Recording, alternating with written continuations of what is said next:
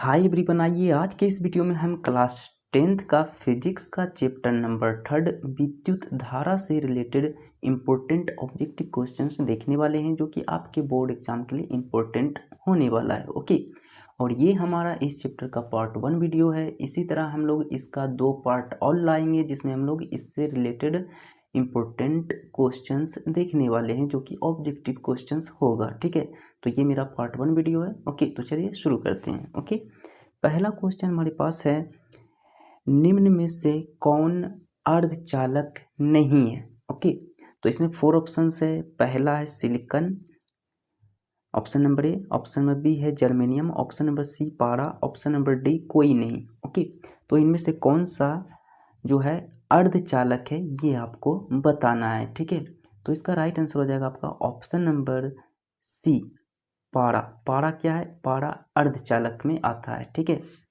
क्योंकि इसके पास जो होता है दोनों गुण होता है, यानी ये जो होता है धातु भी होता है अधातु भी होता है, इसीलिए इसे अर्धचालक बोलते हैं। ओके, चलिए अब हम लोग देखते हैं नेक्स्ट क्वेश्चन, क्वेश्चन नंबर 2।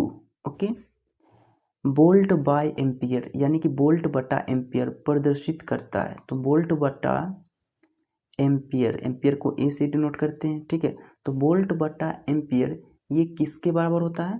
तो ये होता है बराबर ओम के बराबर, है ना। तो यानी कि इसका हो जाएगा ऑप्शन नंबर सी, ओम के बराबर होता है। V by ampere equal to ohm होता है, यानी ओम को प्रदर्शित करता है। ठीक है, चलिए देखते हैं नेक्स्ट है विद्युत प्रतिरोध का मात्रक है। तो विद्युत प्रतिरोध का मात्रक सबको पता है ओम होता है। ओके, जिससे इस तरह से हम लोग इंडिकेट करते हैं ओम को। ओके, चलिए देखते हैं क्वेश्चन नंबर 4। ओके, विद्युत धारा का मात्रक होता है, क्या होता है? तो विद्युत धारा का मात्रक आप सबको पता है, ना तो वाट होता है, ना तो वोल्ट होता है, ना तो ओम होता है। इसका मात्रक होता है एम्पियर। विद्युत धारा का मात्रक क्या होता है जी? एम्पियर होता है। ओके, जिससे ए से डिनोट किया जाता है। ओके, चलिए देखते हैं नेक्स्ट क्वेश्चन। ये न्यूमेरिकल है, आप बना लीजिएगा। ठीक है, क्वेश्चन क्या है? 1 2 3 ओम के 3 प्रतिरोधों को श्रेणी क्रम में जोड़ने पर समतुल्य प्रतिरोध क्या होगा? जिससे में एक प्रतिरोध यहाँ है, ओके, दूसरा प्रतिरोध यहाँ है, ओके, फिर तीसरा प्रतिरोध मान लो यहाँ है। ठीक है, पहला प्रतिरोध है 1 ओम, दूसरा है 2 ओम, तीसरा है 3 ओम। ठीक है, तो इसका मूल प्रतिरोध आपको ज्ञात करना है। ठीक है, तो पहला को हम मान लेते हैं R1 है, R1 प्रतिरोध, ये R2 प्रतिरोध, ये R3 प्रतिरोध है। ठीक है, और समतुल्य प्रतिरोध जो है, यानी कि समतुल्य या फिर तुल्य कह सकते हो, तुल्य प्रतिरोध यानी टोटल प्रतिरोध हम मान लेते हैं R है। ठीक है, R। ठीक है, तो ये चूंकि ये श्रेणी क्रम में है तो ये क्या हो जाएगा? R1 plus R2 plus R3, यही ना होगा जी, श्रेणी क्रम में है तब, है ना। तो ये क्या हो जाएगा आपका? R1 कितना है? 1 ohm plus 2 ohm plus 3 ohm equal to क्या हो जाएगा? 6 ओम हो जाएगा ना, यानी ऑप्शन नंबर क्या हो जाएगा? डी इसका राइट आंसर हो जाएगा 6 ओम। ठीक है, चलिए देखते हैं नेक्स्ट क्वेश्चन नंबर 6। विभवांतर का एसआई मात्रक क्या है? ओके, तो विभवांतर का एसआई मात्रक होता है आपका वोल्ट। विभवांतर का एसआई मात्रक क्या होता है? वोल्ट होता है। ठीक है, विभवांतर का एसआई मात्रक वोल्ट होता है, याद रखिएगा। ओके, नेक्स्ट देखते हैं हम लोग क्वेश्चन नंबर 7। विभव का मात्रक क्या है? Option number A ampere, option number B volt, option number C ohm, option number D watt. तो इसका राइट आंसर हो जाएगा आपका ऑप्शन नंबर बी वोल्ट। विभव का मात्रक क्या है? वोल्ट है। ओके, क्या है जी? वोल्ट है। ओके, चलिए देखते हैं अब हम लोग नेक्स्ट क्वेश्चन, क्वेश्चन नंबर 8। ये भी आपका न्यूमेरिकल है। ठीक है, तो इसे भी हम लोग बनाएंगे। ठीक है, क्वेश्चन क्या है? 100 वाट और 220 वोल्ट के विद्युत बल्ब के तंतु का प्रतिरोध क्या होगा, है ना। तो यहाँ पे देखिए विद्युत प्रतिरोध क्या होगा ये आपको ज्ञात करना है, राइट। तो आइए इस न्यूमेरिकल को हम यहाँ पे अच्छे से समझते हुए सोल्व करते हैं। ठीक है, तो यहाँ पे देखिए जी, आप लोग जानते हैं ये जो वाट जो दिया हुआ है, ये क्या दिया हुआ है? वाट जो दिया हुआ है ये आपका पावर है, और ये वोल्ट जो दिया हुआ है ये क्या है जी आपका वोल्ट आपका दिया हुआ है, आपका वाट दिया हुआ है ना, यानी कि ये आपका पावर दिया हुआ है। ठीक है, 100 वाट जो है ये पावर है और 100 वोल्ट जो है ये वाट है। ओके, याद रखिएगा। ओके, तो यहाँ पे आप लोग जानते हैं कि विद्युत शक्ति यानी P बराबर क्या होता है, V इंटू आई, यानी कि विभव इंटू धारा, है ना, विभव इंटू धारा। तो आप लोग ओम के नियम से क्या जानते हैं, V equal to I R, यही ना आप जानते हैं ओम के नियम से। ये ओम बराबर होता है ओम के नियम से, ओम के नियम से हम लोग जानते हैं V equal to I R होता है। ओके, तो आई बराबर क्या हो जाएगा, V अपन आर हो जाएगा। आई बराबर क्या हो जाएगा, V अपन आर। ओके, इस तरह हम लिख सकते हैं। चलिए, तो हम लोग जानते हैं मेरे पास P बराबर क्या है, V आई, है ना, तो V आई की जगह पे हम क्या रख देते हैं, ये वाला मान रख देते हैं आई की जगह पे, है ना। ये जो V आई है तो आई की जगह पे हम V बटा आर रख देते हैं, V बटा आर, तो ये क्या हो जाएगा आपका V स्क्वायर बटा आर, है ना जी। तो V का मान कितना दिया हुआ है, वोल्ट का मान कितना दिया हुआ है, वोल्ट दिया हुआ है 220, यानी 220 का स्क्वायर है ना, तो इसे हम 2 बार लिख सकते हैं, 220 इंटू 220। ओके, बटा आर का मान कितना दिया हुआ है जी, आर का मान नहीं दिया हुआ है। ठीक है, तो हम क्या करेंगे, इसे क्रॉस मल्टीप्लाई कर लेंगे। ठीक है, हमें पावर का मान दिया हुआ है 100, है ना, तो आर जब हम निकालेंगे तो यहाँ पे देखा जाए तो ये हम आर का मान हम निकालेंगे। ठीक है, देखिए हमारा मेरे पास पावर दिया हुआ है, पावर कितना दिया हुआ है 100 वाट, है ना, 100 वाट बराबर क्या हो गया 220 गुना 220 बटा आर। इसे हम आगे सोल्व करेंगे तो आर बराबर क्या हो जाएगा, आर बराबर हो जाएगा 220 गुना 220 बटा 100, है ना, होगा ना जी। तो यहाँ से देखिए ये शून्य से ये शून्य कैंसिल, ये शून्य से ये शून्य कैंसिल, बचा क्या आपके पास, बचा 22 गुना 22, तो 22 गुना 22 कितना होता है 484, यानी ऑप्शन नंबर बी इसका राइट आंसर हो जाएगा 484। ठीक है, तो 8 का हो जाएगा आपका ऑप्शन नंबर बी। ओके, चलिए देखते हैं क्वेश्चन नंबर 9। टंगस्टन निम्नलिखित में से किस ताप पर पिघलता है। ओके, तो ये बहुत इंपॉर्टेंट क्वेश्चन है, ये कई बार पूछा भी गया है। ठीक है, तो टंगस्टन जो होता है वो जो है 35,000 डिग्री सेल्सियस पर पिघलना शुरू हो जाता है। ओके, याद रखिएगा टंगस्टन 35,000 डिग्री सेल्सियस पे पिघलना शुरू हो जाता है। ठीक है, तो ऑप्शन नंबर सी इसका राइट आंसर हो जाएगा। ठीक है जी, चलिए देखते हैं क्वेश्चन नंबर 10। विद्युत शक्ति का मात्रक क्या है, ये आपका क्वेश्चन है। तो यहाँ पे 4 ऑप्शन है, एम्पियर, वोल्ट, ओम या वाट। तो विद्युत शक्ति का मात्रक क्या होता है, वाट होता है। विद्युत शक्ति का मात्रक क्या होता है जी, वाट होता है। ओके, चलिए देखते हैं नेक्स्ट क्वेश्चन, क्वेश्चन नंबर 11। प्रतिरोध का मात्रक क्या है, सबको पता है प्रतिरोध का मात्रक ओम होता है। ओके, चलिए देखते हैं नेक्स्ट क्वेश्चन, क्वेश्चन नंबर 12। ये भी आपका क्या है, न्यूमेरिकल है, तो इसे भी हम सोल्व करेंगे। बोल रहा है 12 वोल्ट विभवांतर के दो बिंदुओं के बीच 12 कूलम्ब आवेश को ले जाने में क्या गया कार्य ज्ञात करें। ठीक है, ओके, तो देखिए विभवांतर मतलब किसी एक बिंदु से दूसरे बिंदु तक किया गया कार्य, है ना, तो क्या हो जाएगा, विभवांतर मतलब लास्ट माइनस शुरुआती इक्वल टू क्या होता है, वर्ग बटा आवेश, है ना। तो यहाँ पे क्या है, यहाँ पे विभवांतर कितना दिया हुआ है आपको, विभवांतर आपको दिया हुआ है 12 वोल्ट, है ना, तो यहाँ पे 12 रख दीजिए इक्वल टू, आपको वर्ग आपको निकालना है, आपको आवेश दिया हुआ है 2 कूलम, है ना, तो इससे आप क्या करो, सोल्व कर लो, तो डब्लू बराबर क्या हो जाएगा, डब्लू बराबर क्या हो जाएगा 12 गुना 2 यानी 24, 24 कहाँ है आपका 24 जूल, ऑप्शन नंबर बी, है ना, 24 जूल इसका राइट आंसर हो जाएगा। ठीक है जी, चलिए देखते हैं next question, question number 13। Cell के विद्युत वाहक बल का मात्रक होता है, सेल के विद्युत वाहक का मात्रक क्या होता है जी, वोल्ट होता है। ऑप्शन नंबर बी इसका राइट आंसर हो जाएगा, सेल के विद्युत वाहक बल का मात्रक वोल्ट होता है। Question number 14। Okay, question number 14 ये भी आपका न्यूमेरिकल है, आइए इसे भी हम लोग सोल्व करते हैं। एक अमीटर के स्केल पर 0 तथा 2 एम्पियर के बीच 20 विभाग है, इसका अल्पतमांक ज्ञात करें, है ना। अल्पतमांक आपको निकालना है। ओके, अमीटर क्या होता है, जैसे आप मोटरसाइकिल हो गया, 4 व्हीलर गाड़ी हो गया, उसमें जो मीटर लगा हुआ होता है, यानी गाड़ी कितना स्पीड में चल रहा है, ठीक है।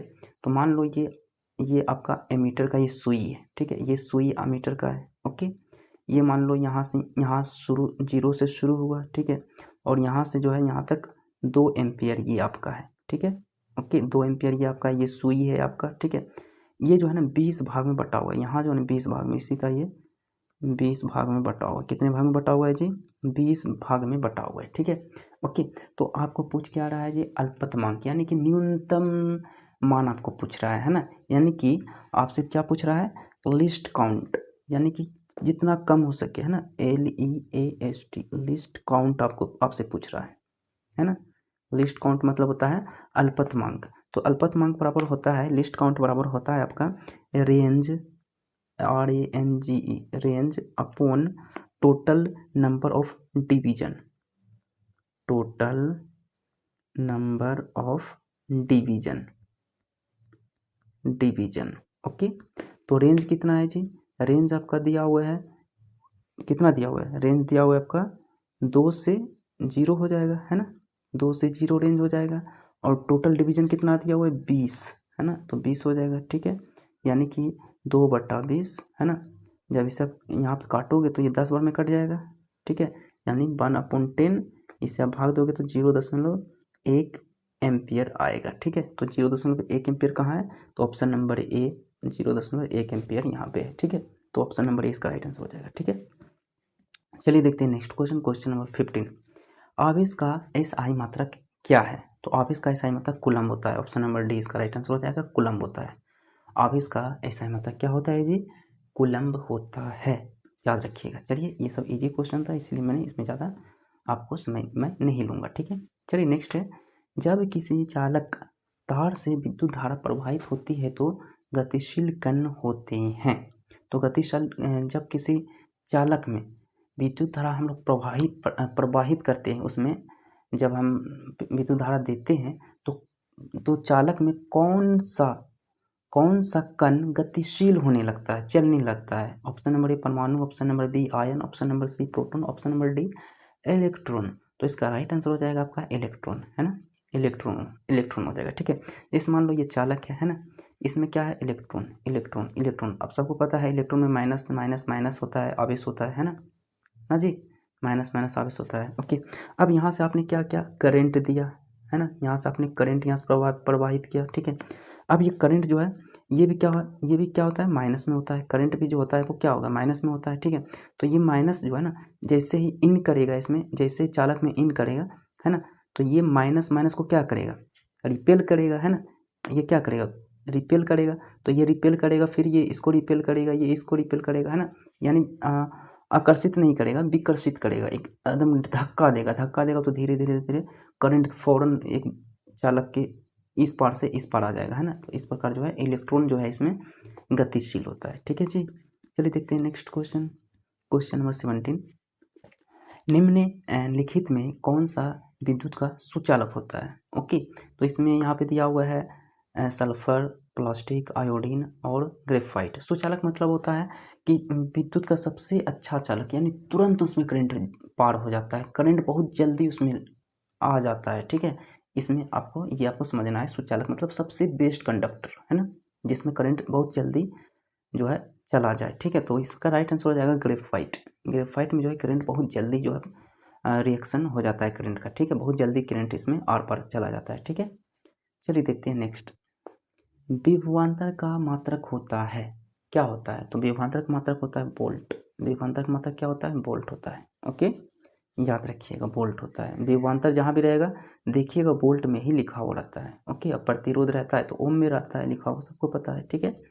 चलिए, विद्युत बल्ब का तंतु किस धातु का बना होता है? इसमें बोलने वाली बात नहीं है, सबको पता है टंगस्टन का बना होता है। विद्युत बल्ब का तंतु टंगस्टन का बना होता है ना जी, टंगस्टन का बना होता है।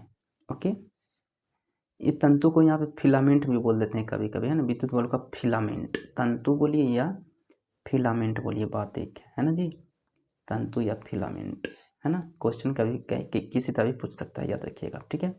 नेक्स्ट है, 10 ओम 20 ओम के दो प्रतिरोधों को श्रेणी क्रम में जोड़ने पर समतुल्य प्रतिरोध ज्ञात करें, है ना। श्रेणी क्रम में एक प्रतिरोध यहाँ है, दूसरा प्रतिरोध इसी लाइन में दूसरी जगह है, ठीक है। इसे मान लो R1 R2, ठीक है। R1 कितना है 10 ओम, फिर R2 कितना है 20 ओम, और समतुल्य प्रतिरोध मान लो R है तो R बराबर क्या हो जाएगा R1 plus R2।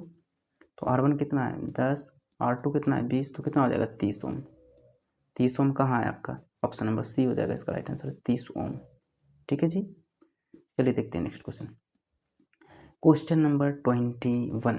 Okay, question number 21 क्या बोल रहा है, किसी बल्ब से 220 वोल्ट पर 2 एम्पीयर की धारा प्रवाहित होती है तो फिलामेंट का प्रतिरोध ज्ञात करें, है ना जी। तो आप तो एक फॉर्मूला जानते ही हैं जी। ओके, फॉर्मूला आप क्या जानते हैं, आप फॉर्मूला जानते हैं ओम के अनुसार। आप फॉर्मूला क्या जानते हैं, V = IR होता है ओम के अनुसार, ये फॉर्मूला आप लोग जानते हैं। तो R बराबर क्या हो जाएगा V/I हो जाएगा, होगा कि नहीं। तो V का मान इसमें क्या क्या दिया हुआ है, V का मान दिया हुआ है 220, तो 220 बटा I का मान कितना दिया हुआ है एम्पियर 2, इससे आप काट दो कितना हो जाएगा 110, है ना। तो 110 कहाँ है, ऑप्शन नंबर डी, है ना। 110 ओम हो जाएगा इसका आंसर, ठीक है जी। चलिए देखते हैं नेक्स्ट, बैटरी से किस प्रकार से धारा उत्पन्न होता है। तो बैटरी से सबको पता है DC धारा उत्पन्न होता है। ओके, इसमें ज़्यादा आपको समझाने की जरूरत नहीं है ना, DC धारा।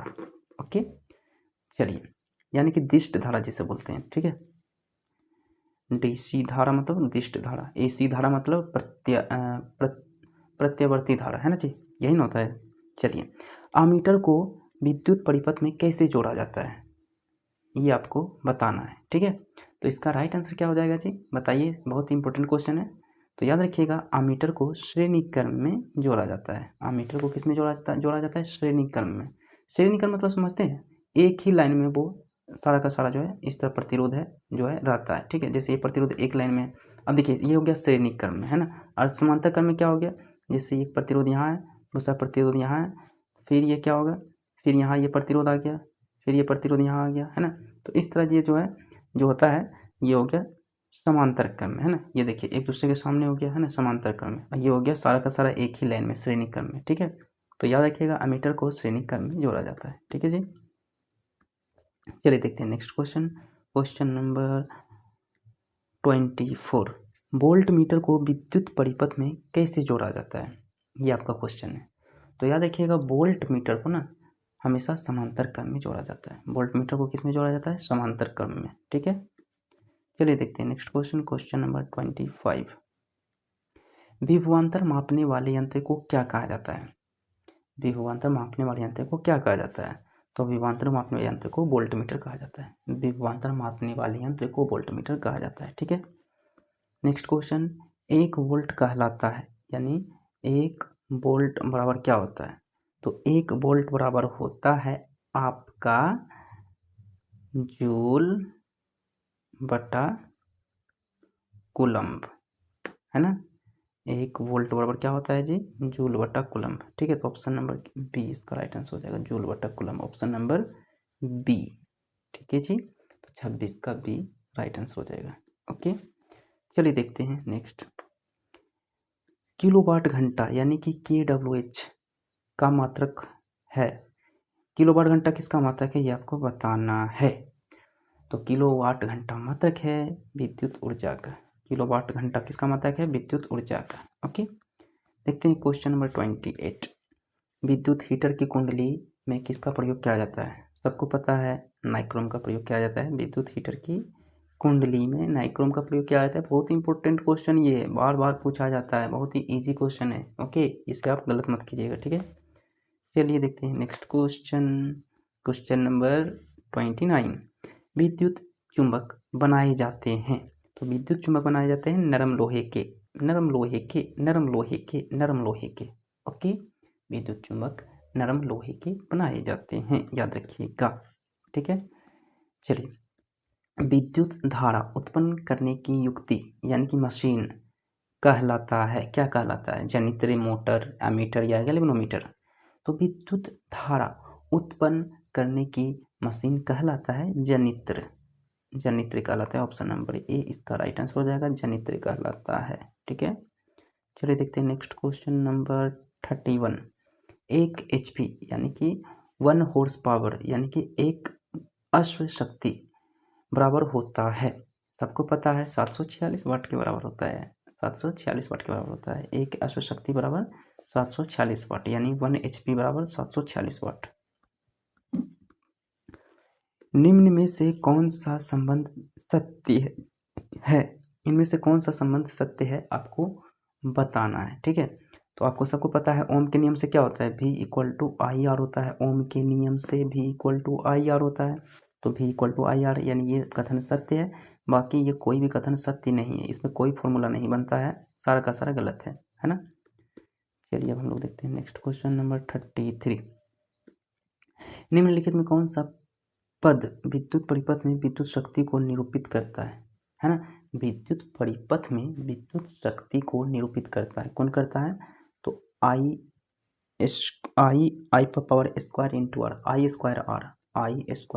जो है विद्युत परिपथ में विद्युत शक्ति को निरूपित करता है, यानी P = I² हम लिख सकते हैं, है ना।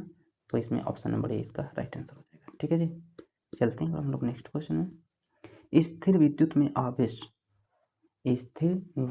में आवेश होता है, विराम अवस्था में होता है या गतिशील अवस्था में होता है या दोनों अवस्था में होता है या किसी भी अवस्था में नहीं होता है। इसका राइट आंसर क्या हो जाएगा, विराम अवस्था में होता है। स्थिर विद्युत में आवेश होता है, विराम अवस्था में होता है आवेश। ठीक है, ओके। नेक्स्ट है धारा में आवेश होता है, धारा में क्या हो जाएगा, धारा में गतिशील हो जाएगा और क्या होगा, है ना। तो 35 का क्या हो जाएगा जी आंसर, 35 का भी हो जाएगा गतिशील। धारा जब बह रहा है तो गतिशील हो जाएगा ना, है ना जी। चलिए नेक्स्ट देखते हैं। ऊर्जा का ऐसा मतक क्या है, ऊर्जा का ऐसा मतक क्या है ये आपको बताना है। ऊर्जा का ऐसा मतक क्या है, जल्दी से आंसर दीजिए। सो इसका राइट आंसर हो जाएगा आपका ऑप्शन नंबर बी, जूल। ऊर्जा का ऐसा मतक जूल। ओके, नेक्स्ट देख लेते हैं। 1 किलोवाट घंटा का व्यवहारिक मात्रक क्या है। 1 किलोवाट घंटा का व्यवहारिक मात्रक आपका यूनिट कहलाता है ना। ये क्या कहलाता है जी, एक प्रकार का यूनिट कहलाता है। ठीक है, 1 जूल का मान होता है, 1 जूल बराबर कितना होता है ये आपको बताना है। ठीक है, यहाँ 4 ऑप्शन है, सोचिए क्या होगा इसका आंसर। सोचिए सोचिए सोचिए सोचिए सोचिए सोचिए, मैं इसका आंसर नहीं बताऊंगा, नहीं बताऊंगा, नहीं बताऊंगा, नहीं बताऊंगा, नहीं बताऊंगा, नहीं बताऊंगा, नहीं बताऊंगा, नहीं बताऊंगा। सोचिए सोचिए सोचिए सोचिए सोचिए सोचिए सोचिए, इसका आंसर क्या होगा। Option number B B B B 0.24 calorie होगा, 0.24 कैलोरी होगा 1 जूल बराबर। ठीक है, चलिए इसी तरह हम लोग देखते हैं नेक्स्ट क्वेश्चन। शुष्क सेल में, यानी कि शुष्क मतलब क्या हो गया, सूखा हुआ सेल में, है ना। ऋण इलेक्ट्रोड किस धातु का होता है। ऋण मतलब ऋणात्मक इलेक्ट्रोड किस धातु का बना होता है, ये आपको बताना है। तो इसका राइट आंसर क्या हो जाएगा, इसका राइट आंसर हो जाएगा आपका ऑप्शन नंबर कौन सा होगा, बताइए इसका ऑप्शन नंबर कौन सा होगा, जल्दी सा बताइए। इसका राइट आंसर हो जाएगा आपका ऑप्शन नंबर बी, जस्ता का। ठीक है, जस्ता का ऑप्शन नंबर बी। ठीक है, चलिए देखते हैं नेक्स्ट। शुष्क सेल में धन इलेक्ट्रोड किस धातु का होता है। ऋण इलेक्ट्रोड आपने जाना था किसका होता है, ऋण इलेक्ट्रोड अभी आपने देखा था कि ये होता है जस्ता का। तो धन इलेक्ट्रोड की बात हो रही है, धन मतलब पॉजिटिव इलेक्ट्रोड की बात हो रही है ना। तो पॉजिटिव इलेक्ट्रोड जो बना होता है वो बना होता है कार्बन का। किसका बना होता है जी, कार्बन का, है ना। कार्बन को सी से इंडिकेट करते हैं, कार्बन को, है ना। कार्बन का परमाणु संख्या कितना होता है जी, 6 होता है क्या, हाँ 6 होता है। द्रव्यमान संख्या 12 होता है, यही होता है ना जी, हाँ बिल्कुल यही होता है। चलिए मैंने आपको ऐसे याद दिला दिया। ओके, चलिए देखते हैं नेक्स्ट। किसी कुंडली का प्रतिरोध ज्ञात करने का सूत्र क्या है, ये आपको बताना है। किसी कुंडली का प्रतिरोध ज्ञात करने का क्या सूत्र है, बताइए। आप लोग जानते हैं कुछ क्या, V = क्या होता है, IR नहीं होता है क्या, भूल गए हैं क्या। तो R बराबर क्या हो जाएगा, V/I हो जाएगा, है ना। ओम के लॉ से क्या होता है, V = IR, तो R बराबर V/R I नहीं लिख सकते हैं क्या, लिख सकते हैं ना, तो यानी हो जाएगा ऑप्शन नंबर बी इसका राइट आंसर, भी अपॉन आई। ठीक है। 42, बिजली के फ्यूज का तार बना होता है, बिजली के फ्यूज का तार किसका बना होता है? इसका आंसर दीजिए। इसका आंसर हो जाएगा, इसका आंसर हो जाएगा, कौन सा आंसर इसका राइट होगा, कौन सा आंसर राइट होगा? इसका राइट आंसर हो जाएगा ऑप्शन नंबर सी, तांबे और टीन दोनों का, तांबे और टीन दोनों का बना होता है। ठीक है जी। नेक्स्ट है 43, 1 इलेक्ट्रॉन वोल्ट, 1 इलेक्ट्रॉन वोल्ट बराबर कितना होता है? 1 इलेक्ट्रॉन वोल्ट बराबर होता है आपका, इसका आंसर हो जाएगा, राइट आंसर हो जाएगा, राइट आंसर हो जाएगा, राइट आंसर हो जाएगा option number A, option number A 1.6 into 10⁻⁻19, 1.6 into 10⁻⁻19 joule. ठीक है, जूल में होगा। ठीक है जी। नेक्स्ट देख लेते हैं, 1 MA बराबर कितना होता है? 1 माइक्रो एम्पियर बराबर कितना होता है? तो इसका राइट आंसर हो जाएगा, क्या होगा बताइए, बताइए। इसका राइट आंसर हो जाएगा आपका ऑप्शन नंबर ए, 3⁻³ एम्पियर, 3⁻³ एम्पियर 1 माइक्रो एम्पियर बराबर होता है। ओके, चलिए अब हम लोग देख लेते हैं नेक्स्ट क्वेश्चन, क्वेश्चन नंबर 45, एक 1 ये क्या है, माइक्रो एम्पियर है क्या? ये माइक्रो, इस तरह माइक्रो से हमको लगता है पढ़ते हैं इसको शायद। माइक्रो एम्पियर बराबर कितना होता है? 1 माइक्रो एम्पियर बराबर कितना होता है ये आपको बताना है। तो 1 माइक्रो एम्पियर बराबर होता है 10⁻⁻6 एम्पियर, 10⁻⁻6 एम्पियर। ठीक है,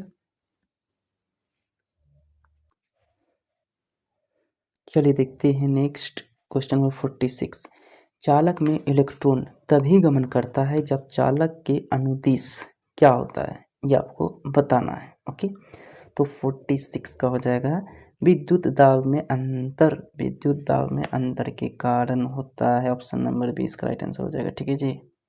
ये उतना इम्पोर्टेंट क्वेश्चन नहीं है, इसीलिए मैं इस सब पे फोकस ज़्यादा नहीं कर रहा हूँ। ओके, जो इम्पोर्टेंट है उस पर मैं ज़्यादा फोकस कर रहा हूँ। ठीक है, चलिए, अगर Q आवेश विभवांतर V से प्रभावित हो तो क्या क्या कार्य होगा, क्या होगा ये आपको बताना है। ओके, तो इसका आंसर हो जाएगा C into Q, V into Q है यार, C नहीं है यार, V इंटू क्यू है ना, V इंटू क्यू हो जाएगा। ठीक है, नेक्स्ट है 48, सेल बाहरी परिपथ में जिस प्लेट से धारा भेजती है उससे सेल को कहते हैं, यानी उस सेल को कहते हैं, उससे सेल को नहीं, इससे कर दीजिए, उस सेल को कहते हैं, क्या कहते हैं? तो इसका राइट आंसर हो जाएगा ऑप्शन नंबर ए, धन ध्रुव कहते हैं, धन ध्रुव। ठीक है, चलिए देखते हैं 49, किसी चालक का प्रतिरोध निर्भर करता है, किसी चालक का प्रतिरोध निर्भर करता है उसकी लंबाई पर भी, चालक की लंबाई पर भी निर्भर करता है, चालक के अनुप्रस्थ काट का क्षेत्रफल पर भी निर्भर करता है, ये भी सही है, चालक की प्रकृति पर भी निर्भर करता है अभी कि वो किस नेचर का है, ये भी सही है। यानी उपरयुक्त सभी इसका आंसर हो जाएगा, यानी ऊपर जितने भी विकल्प है सारे के सारे सही है। ठीक है, यानी सब सही है ना, सब सही है, सब पे निर्भर करता है प्रतिरोध चालक का, है ना। चलिए देखते हैं नेक्स्ट और आज के इस वीडियो में लास्ट है। ठीक है, नेक्स्ट पार्ट में हम लोग 51 से हम लोग और भी क्वेश्चंस देखेंगे। आज की इस वीडियो में 50 तक के क्वेश्चंस हम लोग देखने वाले हैं। किसी अस्थायी विद्युत धारा है ना में उत्पन्न ऊष्मा की मात्रा क्या है यदि ऊष्मा H है? इसका आंसर क्या हो जाएगा? ये फॉर्मूला है, बताइए ये फॉर्मूला आपने कहाँ देखा, याद कीजिए। H बराबर VIT हो जाएगा आपका। ठीक है, VIT यानी ऑप्शन नंबर बी इसका राइट आंसर हो जाएगा। ठीक है, सो आज के लिए इतना ही रहने देते हैं फ्रेंड्स, है ना। इतना ही क्वेश्चंस आज की इस वीडियो में हम लोगों ने कवर किया है। सो नेक्स्ट पार्ट में हम लोग इससे नेक्स्ट क्वेश्चन हम लोग देखेंगे। ओके, सो आज के लिए इतना ही। वीडियो अच्छा लगे तो लाइक करिए, चैनल पर नहीं तो सब्सक्राइब करिए और इस वीडियो को ज़्यादा से ज़्यादा शेयर करें। इसका PDF लिंक चाहिए तो आप बोल दीजिएगा, कमेंट कर दीजिएगा, हम इसका PDF लिंक आपको डिस्क्रिप्शन में, इसी वीडियो के डिस्क्रिप्शन में मैं प्रोवाइड करवा दूंगा। सो आज के लिए इतना ही। So thank you.